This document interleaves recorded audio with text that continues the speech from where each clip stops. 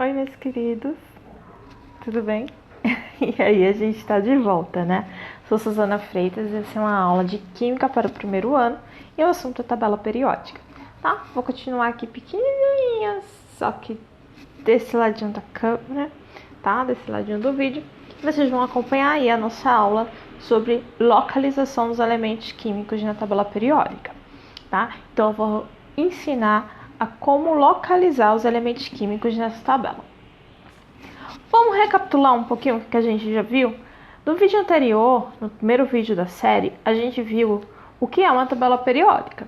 Ela é um instrumento consultivo, onde os elementos químicos eles estão organizados em ordem crescente de número atômico, mas que daí a gente possui a organização dele em períodos e grupos. De acordo com as características dos átomos, eles são agrupados juntinhos, né? Porque se percebeu que os elementos eles têm características que se repetem periodicamente, por isso que o nome na tabela periódica. Então, os períodos são no total 7 períodos da tabela periódica, que correspondem às camadas da eletrosfera. Então, dependendo de quantas camadas o átomo tiver, isso determina sua localização nas linhas horizontais da tabela. Um átomo que tem apenas uma camada, ele está localizado no primeiro período da tabela periódica. Já um átomo que possui 3 camadas, ele vai estar localizado no terceiro período da tabela periódica, ou seja, na terceira linha horizontal. Já os grupos, também conhecidos como famílias, são as colunas, as verticais, e elas correspondem às características químicas iguais. Os átomos que estão no mesmo grupo, eles normalmente possuem as mesmas afinidades químicas, tanto na formação de cátions ou de ânions, do tipo de ligação química que faz, entre outras características, como condução de eletricidade, calor. Então, é assim que se determina as características, se compreende as características de um átomo através da tabela periódica, e também a gente viu um pouquinho de classificação dos elementos. A gente viu que os elementos eles podem ser classificados em metais, não metais, gases nobres e ainda tem lá o hidrogênio, solitário hidrogênio, né? Então vamos agora compreender um pouco como é que a gente localiza, o que são esses elementos representativos, o que são elementos de transição. Esse slide aqui estava na aula passada, né, onde eu falei da questão das terminações. E quando uma camada de valência ela termina em S ou em P, significa que o elemento ele é considerado representativo. Já quando a camada de valência de um átomo termina em D ou em F, ele é um elemento de transição. Vamos ver como é que fica isso aqui. Tá vendo aí a tabela periódica, né, em preto e branco, vazada, e tá aí a localização dos elementos representativos e os elementos de transição. Percebam que no canto esquerdo a gente tem os elementos representativos e no canto direito também nós temos elementos representativos. E os elementos de transição, eles são agrupados em duas partes. Esses do meio da tabela, que são considerados elementos de transição externa, que também foi chamado de família B, e os elementos de transição interna. Só para recapitular um pouco, para exemplificar um pouco mais, esses de representativos eram chamados de família A, tá? Essa classificação ela é mais antiga, certo? Mas eu ainda vou utilizá-la nas aulas porque algumas questões podem aparecer para vocês em outros livros, eles vão trazer isso. Já nas coisas mais atuais, como provas externas e tudo mais, a gente vai utilizar mais questão de grupo, tá? O nome por grupo e os números corridos. Mas aí, se você tiver dúvida quanto a isso, pode mandar um WhatsApp e a gente resolve, tirar dúvida. Então tá aí, minha gente, o que eu falei para vocês, né? O S e o P. Representativo, representativo. Certo? E o D, transição, e o F, transição, tá? Então, vai pela camada de valência. Por exemplo, terminou em S1. Perdão, só trocar a cor da caneta. Terminou aqui em S1. Fica nesse grupo, certo? É um elemento representativo. Terminou em S2. Fica aqui. Já se ele terminou em S2, P1, ele fica aqui. Já se ele terminar em S2, P6, ele fica aqui, certo? A mesma coisa acontece dos elementos de transição. Se ele terminar em D1, no caso é S2, D1, ele fica aqui. Se ele terminar em S2, D10, ele fica aqui. Certo? E a mesma coisa vai do F, do F1 até o F14. Certo? Então, vamos ver isso melhor.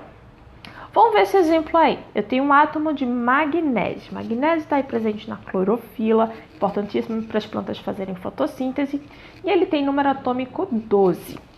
Fiz aqui a distribuição eletrônica do magnésio. O que é que eu encontrei? A sua camada de valência. 3s2.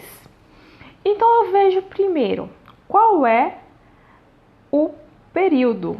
Ele está no terceiro período, ele tem até a camada 3, está aqui, né? Então, ele é do terceiro período.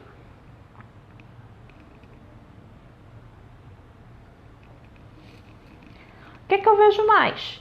Ele é um elemento representativo, não é isso? Não terminou em S? Então, ele é representativo.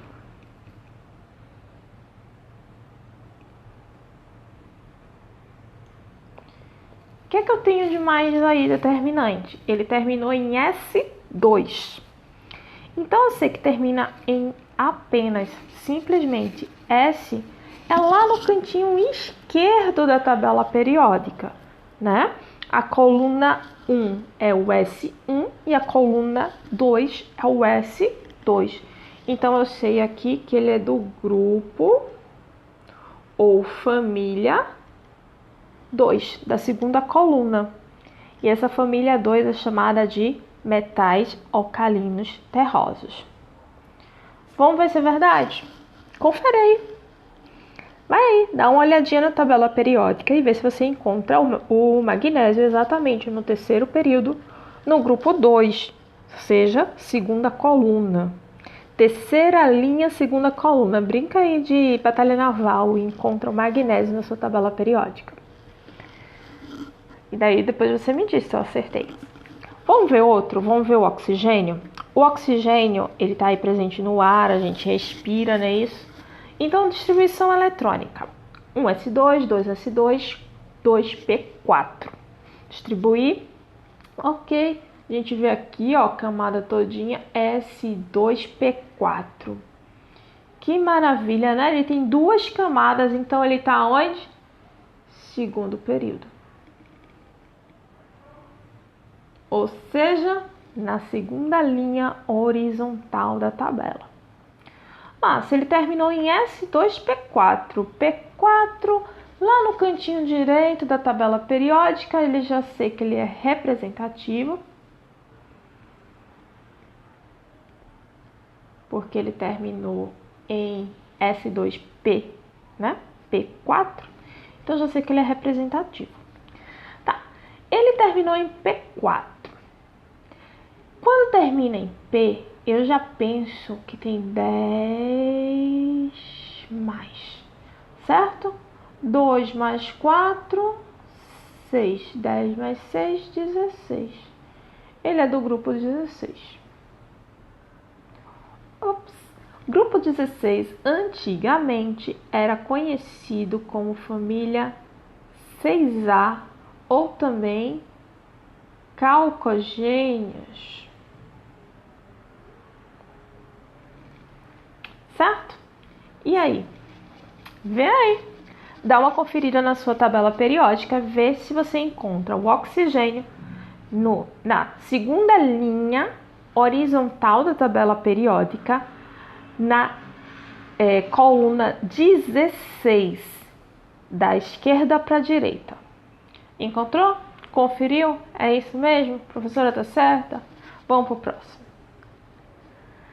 Próximo elemento é a prata, número atômico 47. Distribuição eletrônica, vai lá, lá, lá, lá, lá, lá, lá, lá, lá, lá. Ó, camada de valência 5s2, 4d9. Interessante. 5 camadas, mais externo, mais energético, não é isso? O mais externo é o 5s2, o mais energético é o 4d9, essa camada de valência.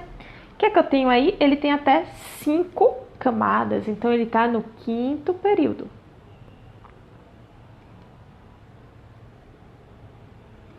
Ele está no quinto período, terminou em D, então ele é elemento de transição. Ops, esqueci o N. Ele é um elemento de transição. Isso é um tio, tá? Não ser complexo, não. Então, ele é um elemento de transição. Ele terminou em D, 2 mais 9, 11. Então, ele é do grupo 11. Opa! Grupo 11 da tabela periódica. Na classificação antiga, ele era, esquece o 2, 9b. Certo? Então, será que eu tô certa? Confere aí, dá uma conferida se a prata realmente é um elemento de transição externa, se ela está no quinto período, se ela é do grupo 11 ou grupo 9b. Dá uma conferida na tua tabela. E agora é a tua vez. Vai lá e encontra qual é a localização desses elementos químicos. O hélio, de número atômico 2, o fósforo, de número atômico 15, e o lítio, de número atômico 3. Pega teu caderno, faz isso com calma, sem filar na tabela periódica, tá? Faz a distribuição eletrônica, encontra aí camada de valência e determina. Beijo grande, gente. Até o próximo vídeo.